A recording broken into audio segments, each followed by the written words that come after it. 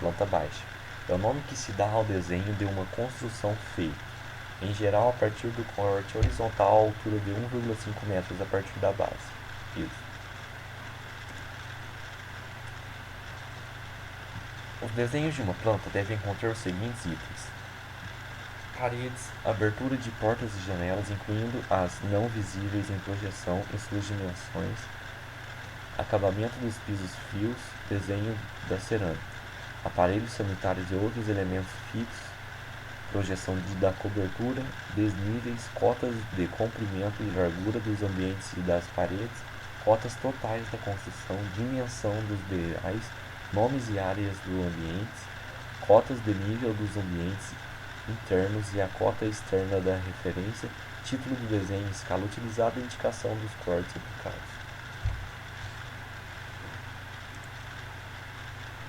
Planta baixa com layout. A palavra inglesa layout, em português layout, pode ser traduzida como diagrama ou esquema. Alguns profissionais adotam o termo em inglês. Para o projeto arquitetônico, o layout exige que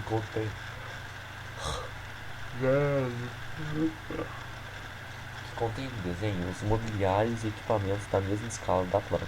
Logo haverá uma melhor compreensão do espaço projetado e, consequentemente, do seu dimensionamento.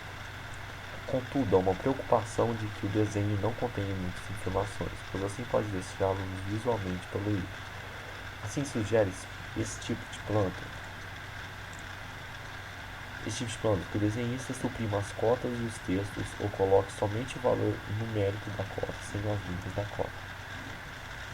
Continue observar este projeto. Isso aqui é uma casa de rico.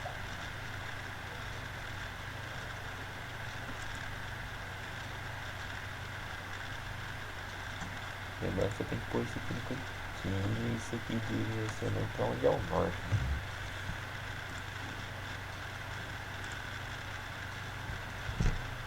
Corte são projeções verticais de cortes efetuados por planos imaginários verticais. Quase sempre uma única seção não é suficiente para demonstrar todos os detalhes do interior de um edifício, sendo necessários, no mínimo, 2 cortes.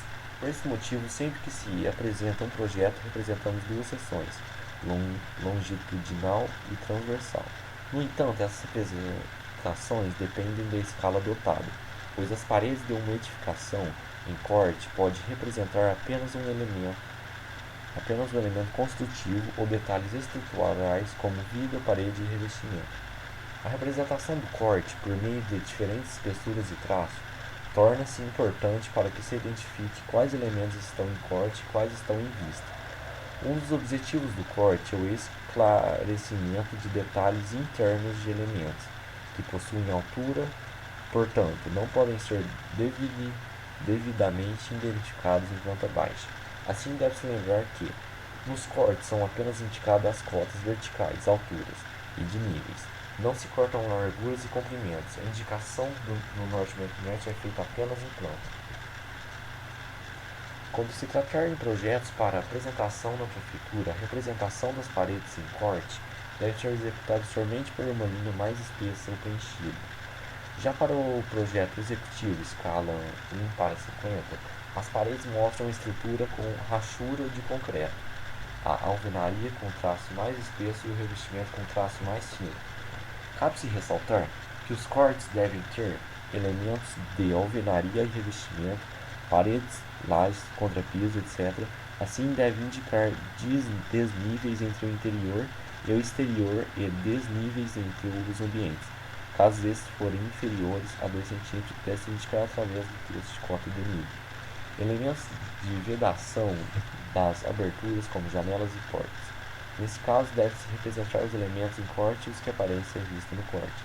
Elementos de cobertura em corte e em vista, caso existam, como telhados, chaminés, etc. Nesses elementos, deve-se indicar a inclinação da cobertura. Elementos que apresentam áreas molhadas são representados com rachura ou com texto indicando DI, barra impermeável.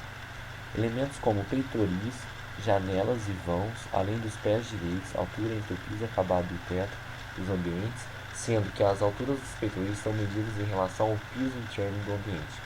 Outros aspectos que devem ser observados no corte, como os ambientes devem ser nomeados próximos à linha do chão.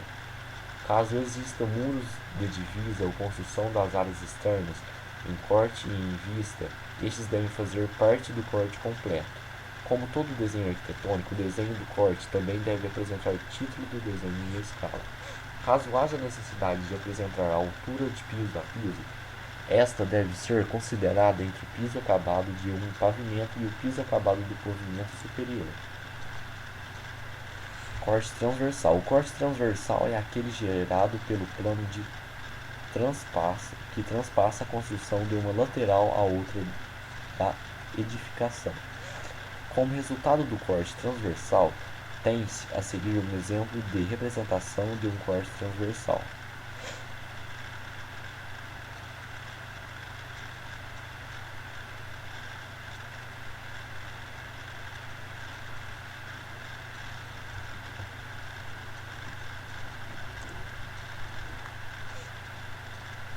Corte longitudinal é aquele que é gerado pelo plano que transpassa a construção da parte da frente até a parte dos fundos da edificação.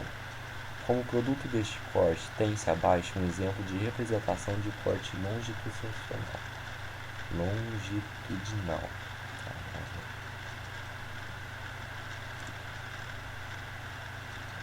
Indica a posição da construção dentro do terreno.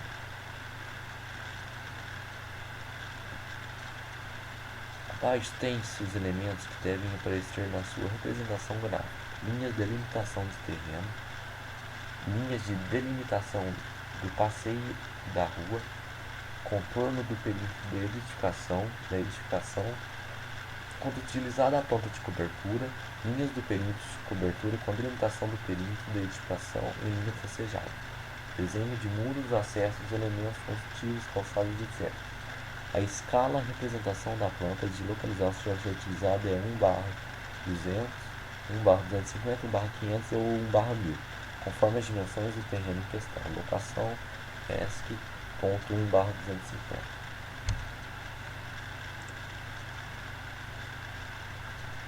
Planta de situação. Trata-se de uma vista superior do terreno e seus confrontantes, onde se pretende construir uma edificação. O objetivo desta planta é identificar as dimensões, o formato e a localização do lote, caso seja em zona urbana ou da terra, se for em zona rural.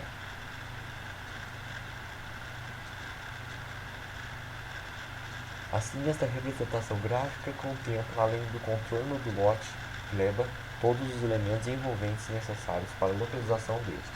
Por isso, essa planta é considerada uma vista esquemática, pois se representa somente o contorno do lote, com suas informações em relação ao espaço que se situa, omitindo-se todos os outros elementos de vista.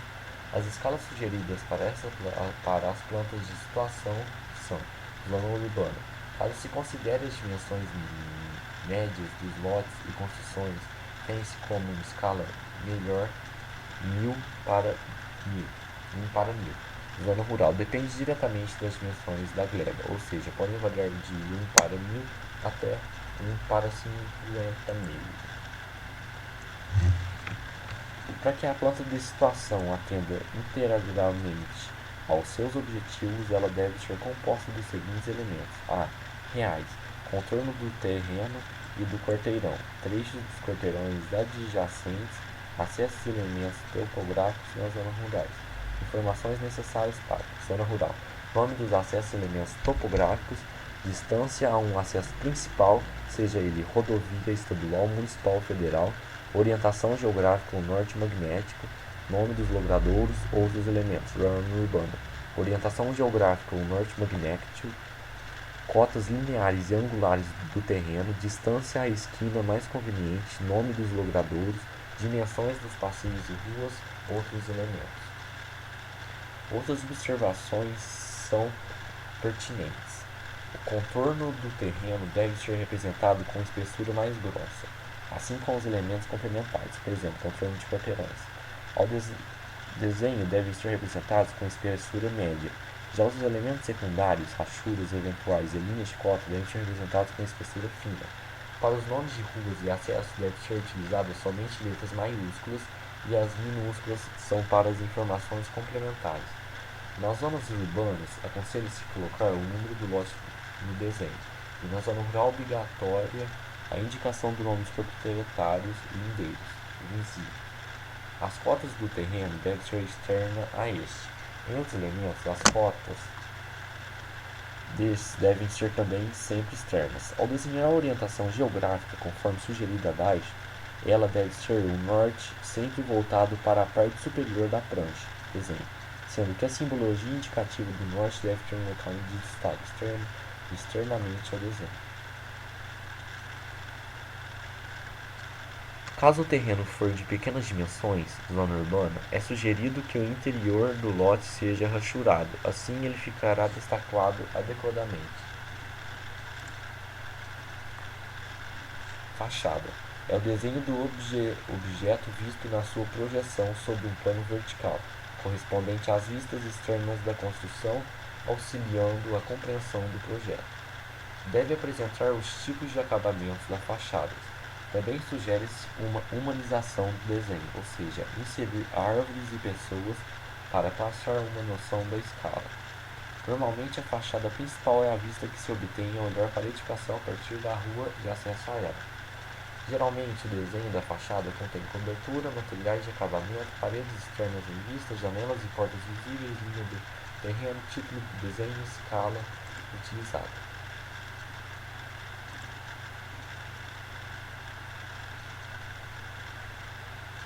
Cobertura. A planta de cobertura é uma vista superior da obra, necessitando assim da representação de todos os detalhes relativos à cobertura. Os elementos do telhado podem ser 1. Ripas, vamos localizar 1. Ripas, 2. Caibros, 3. Cumeeiras, cumeira, é os que vai no meio. 4. Terças, as que vão embaixo. 5. Contrafreixal. 6. Freixal. Chapuz. 7. Perna ou empena. Não vou ler tudo, não. Inclinação do cobertura, inclinação do telhado. Cada fabricante de telha define as inclinações ou caimentos mínimas das águas. Para isso, leva-se em conta material, forma e rugosidade da telha, para que o escoamento da água ocorra, evitando assim infiltração. Ao lado, percebe-se para cada distância do beiral do centro do vão, onde está a cumeira, que define a inclinação mínima que a telha deve ter para garantir um perfeito escoamento, ou seja, a uma altura pé direito ideal para o telhado, cumeira, de acordo com a distância deste ao beiral.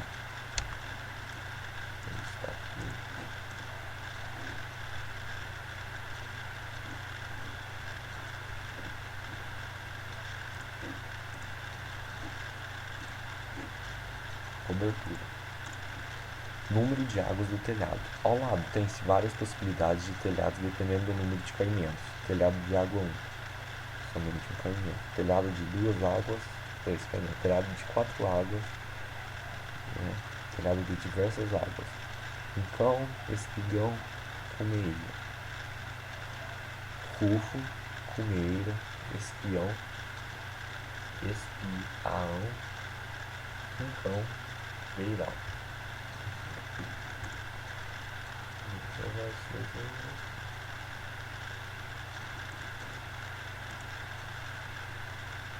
Planta de cobertura.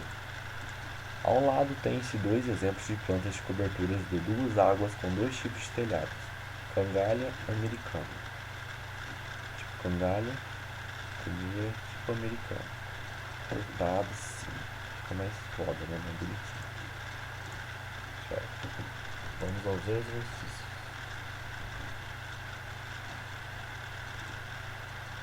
O corte longitude é aquele que passa entre a construção de uma lateral à outra.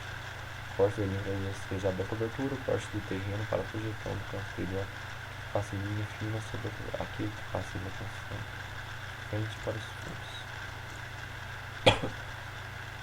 A planta de locação indica a posição da construção dentro do terreno. posição do norte, a localização do norte em relação ao norte, a representação do norte dentro da quadra.